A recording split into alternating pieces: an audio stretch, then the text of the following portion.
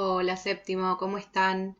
Bueno, vamos a seguir con nuestra semana de cuentos de terror y vamos a hablar sobre leyendas urbanas. La semana pasada terminamos en la actividad del último día, creo que fue, con algo de leyendas en nuestra ciudad, en la ciudad de Buenos Aires, y vamos a seguir un poquito con eso, ahondando un poquito sobre qué son las leyendas urbanas específicamente, eh, bien teórico qué es eso, y elegimos una para trabajar y completar un cuadro. ¿Sí? En este texto que está acá, sobre qué es una leyenda urbana, vamos a hablar bien sobre qué son, a qué se le llama leyenda urbana, qué son creencias de la gente que vive en una determinada población, sobre alguien que vivió en ese lugar, ¿sí? Que por ahí ya falleció y que se le da después algún poder, se le pide un milagro, o para decir que después hace cosas malas si es que fue malo, ¿sí? Ven que dicen las leyendas urbanas son relatos considerados verdaderos por el narrador y su público, que se ubican en un escenario urbano plenamente reconocible por ellos. Su propósito central es advertir sobre los riesgos de vivir en una ciudad y explicar ciertas creencias y prejuicios propios de los barrios o del ámbito ciudadano en general. Habla después de las características y específicamente de los que son en Argentina. Y habla que seguramente conozcan la difunta Correa, el Gauchito Gil, la Madre María, el de Gilda, ahora también tenemos el de Rodrigo. Bueno, hay una determinada cantidad de gente que cree en esos mitos urbanos. ¿Sí? La idea es que ustedes elijan alguno de esos mitos urbanos o los tres que vimos la clase pasada y puedan hacer un cuadro como este y completarlo. ¿Qué leyenda urbana es? Ponen el nombre, ¿sí? Acá. ¿Qué personaje? ¿Sí? ¿Quién es el personaje principal? ¿Cuándo sucedió? ¿En qué tiempo? ¿En dónde? ¿Y cuál era su finalidad? ¿Qué pasaba? ¿Qué le pasó? ¿Qué le pasó a ese personaje? ¿Y en dónde se aparece? ¿Qué es lo que pasa cuando se aparece? Y demás. ¿Sí? Me lo explican bien. Terminamos el primer día.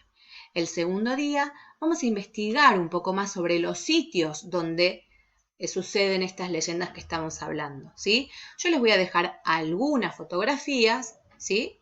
De los mitos que estuvimos conversando, pero ustedes tienen que investigar un poquito más, ¿sí? Acá tenemos una que es en el convento de San Francisco en San Telmo. Acá tenemos otra que es en los túneles en Sanjón y acá vemos el cementerio de la Recoleta. En estos lugares se dicen que pasan un montón de cosas, así que son mitos urbanos. Bueno, vamos a investigar alguno de ellos, investigar también sobre alguno de los tres lugares que elijan, qué es ese lugar, dónde queda específicamente, qué es lo que sucedía ahí, por qué es tan importante para nuestra ciudad y demás. Hacen una linda investigación que no sea muy larga, pero sí investigar un poquito sobre ese espacio que hayan elegido. Listo por el día 2. En el día 3 vamos a volver a leer un cuento más sobre fantasmas y aparecidos. Se llama Despertadores. La idea es que lo podamos leer juntos en alguno de los dos encuentros que tenemos en la semana. Se llama Despertadores. Y como dice el título de las actividades de la semana, mezcla un poco lo que es terror con que sea un poco gracioso también. ¿Sí? Lo vamos a leer juntos y si no, lo leen ustedes. Es un texto muy fácil de leer. Y después de leer el texto, tienen alguna actividad de comprensión y de escritura. ¿Sí? Muy cortita, recuerda el cuento y contesta la pregunta. ¿Crees que Despertadores es un cuento de miedo? No hay que poner sí o no. Si me ponen, obviamente que sí, es un cuento de terror, porque estamos trabajando con cuentos de terror. La idea es que justifiquen por qué. Nosotros ya hablamos de las características que tiene un cuento de terror. Aparecen fantasmas, aparecidos y demás. ¿Y qué características? ¿Crea ambientes de terror? ¿Cómo los crea?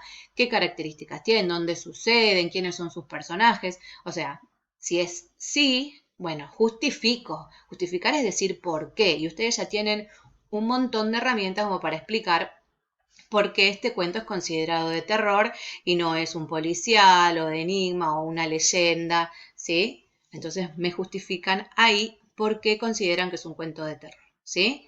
O sea, no vale poner si es de terror o no. Y nada más. Si quieren que sí justifican y si creen que no, también lo justifican. Y en el día 4, que es el último de nuestra semana, estos fantasmas me suenan. Te propongo profundizar en la lectura de Despertadores. ¿sí? Releemos el cuento y respondemos preguntas. Y ahí hay algunas preguntitas respecto al cuento, que por eso yo necesitaría que lo leamos juntos, ¿sí? Y si no, ustedes lo pueden leer tranquilamente solos, que también lo van a entender. Y preguntas: ¿por qué motivo Martín va a la casa del profesor? ¿Por qué el profesor está obsesionado en comprar todos los despertadores del barrio? ¿Para qué necesita el profesor Bermúdez a Martín? Releemos una parte en que se describe la casa, y yo ahí se las adjunto, y después dice: la descripción da pistas de lo que sucede dentro de la casa. ¿Qué palabras o frases te hicieron pensar en que esta historia es de miedo? O sea, como yo recién recorté una parte, la pegué para que mostrarles pistas que hacen la descripción y que esta historia es de miedo, bueno, ustedes van a buscar otras, ¿sí? Quiere decir transcribir, reescribir del texto algunas pistas que me hagan ver que esta historia efectivamente es de miedo, ¿sí? Hasta ahí vamos con esta semana. Ojalá nos podamos ver, así podemos trabajar juntos, resolver juntos, compartir lo que pudieron hacer, lo que les costó un poquito más. Y si no, saben que pueden preguntarme por Edmond alguna pregunta y yo se las respondo en cuanto la veo. Y seguimos trabajando. No se olviden de mandarme lo que tengan. Les dejo un beso enorme y los espero. Chau, chau.